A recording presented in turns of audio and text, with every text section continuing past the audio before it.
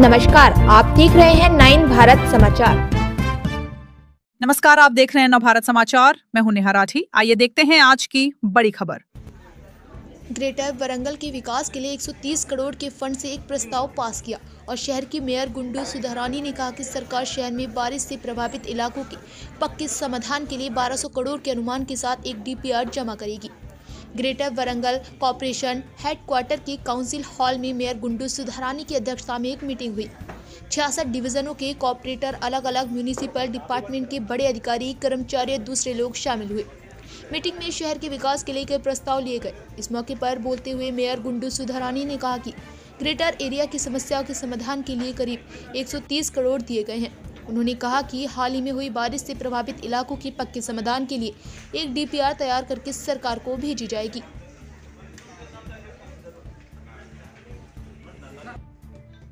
Council సమావేశంలో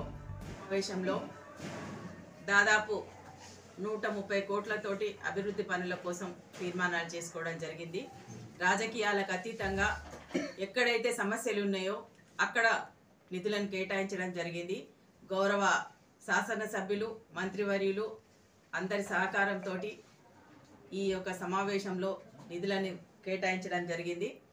ప్రధానంగా ఉన్న అంశం గౌరవ ముఖ్యమంత్రి శ్రీ రేవంత్ రెడ్డి గారు మొన్న మోందా తుఫాను వచ్చినప్పుడు వెనువెంటనే స్పందించి అక్కడ పర్యటించి అక్కడున్న ఎవరైతే వరద బాధితులు ఉన్నారో వాళ్ళందరికీ భరోసా కల్పించే విధంగా వాళ్ళందరికీ అండగా నిలుస్తానని చెప్పడం జరిగింది.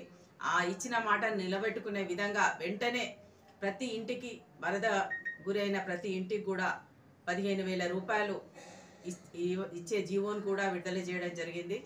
అంతేకాకుండా వారికి ఒక నెల రేషన్ కూడా ఫ్రీగా ఇవ్వడం కూడా ఆల్రెడీ స్టార్ట్ అయిపోయింది. ఇవన్నీ కూడా చేయడమే కాకుండా గౌరవ ముఖ్యమంత్రి గారు వరద ప్రాంతం భవిష్యత్తులో ఇంత పెద్ద ఎత్తున వరదలు రాకుండా ఉండే విధంగా ఒక పెద్ద దీర్ఘకాలిక ప్రణాళికని తయారు చేయమని వారు ఆదేశించిన మేరకు డిపిఆర్ని తయారు చేసి దాదాపు 1200 కోట్ల పైగా వరంగల్లో ఉన్నటువంటి చెరువులు ఏదైతుందో భద్రకాళి చెరువు కానీ,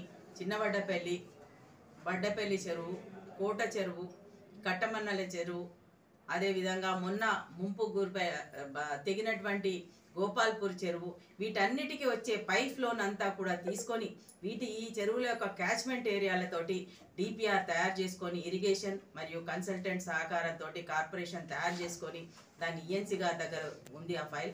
దాన్ని అక్కడ కూడా స్టడీ చేసిన తర్వాత ఇన్ఛార్జ్ మినిస్టర్ ద్వారా గౌరవ ముఖ్యమంత్రి శ్రీ రేవంత్ రెడ్డి గారి దృష్టికి తీసుకువెళ్ళడము, దాన్ని వెంటనే అమల్లోకి జరగబోతుందని కూడా తెలియజేసుకుంటున్నాం.